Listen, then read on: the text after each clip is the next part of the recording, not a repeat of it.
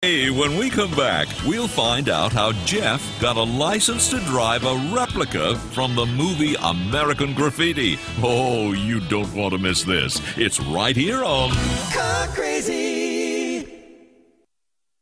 Car Crazy. When you see the end of Graffiti, when they had that race and green onions, it's like your heart sort of like goes, it's the most perfect music.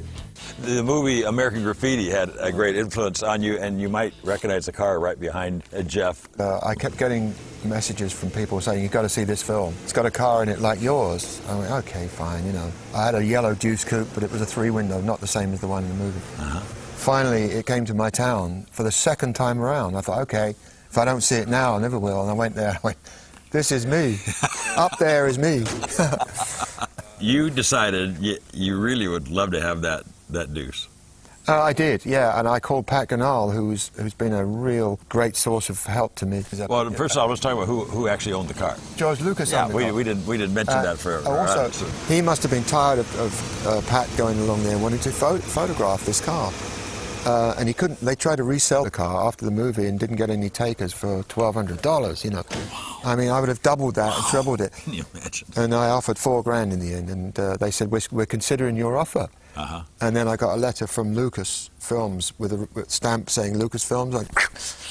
It's gone to a closed bid.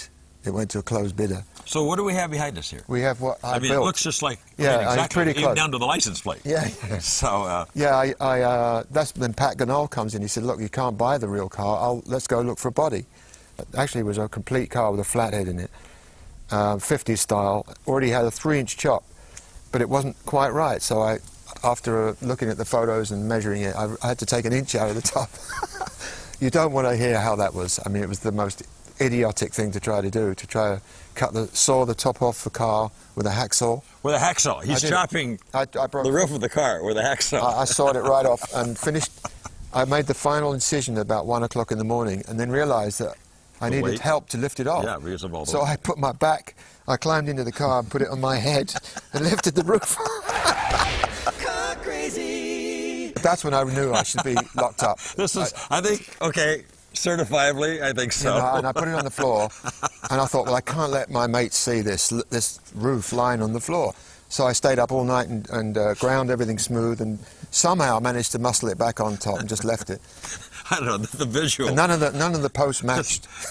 The visual of you lifting this, crawling in and lifting this. If anybody had that film, I would give you everything, a whole estate, every rod, just not to show it.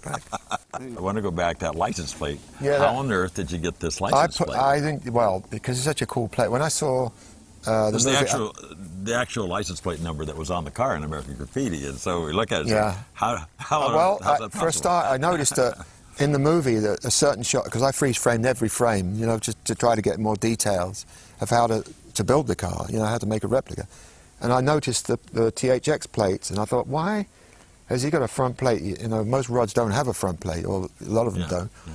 What's the significance? And then when you read the article Pat Ganal put there, it was reference to THX 1138, which was a Lucas film. Sure.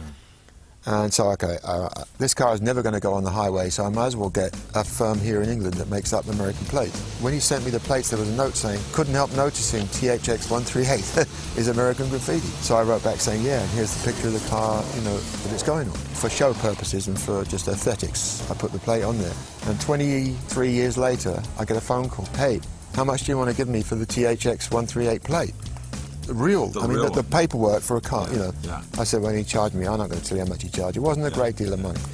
And within a month, I transferred. So now this is that's the legit plate. Running that is the real deal. Yeah, it's a great story. Yeah. And it's a Ford. It came off a Ford car. An English Ford. But it's a Ford. Did you ever find a car so fine as mine?